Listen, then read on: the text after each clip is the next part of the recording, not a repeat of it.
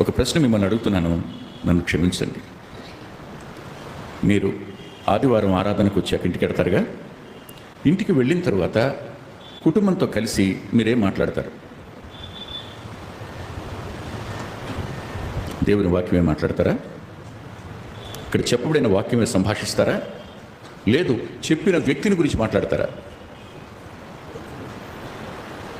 నీ అసంతృప్తిని గురించి నీ ఇంట్లో మాట్లాడతావు. నీకు వాక్యం తెలిసినని, చెప్పిన వాడికి వాక్యం తెలియదని నీ యొక్క జ్ఞానాన్ని ఇంట్లో ప్రదర్శిస్తావు. నీ పిల్లల్ని నువ్వేం చేస్తున్నావు? పాడు చేసుకుంటున్నావు. దేవుని భయం లేకుండా చేస్తున్నావు.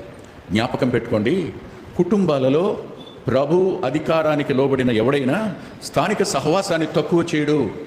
గుర్తుపెట్టుకోండి, స్థానిక సహవాసాన్ని మీరు తక్కువ చేస్తున్నారు అంటే అర్థం ఏంటో తెలుసా?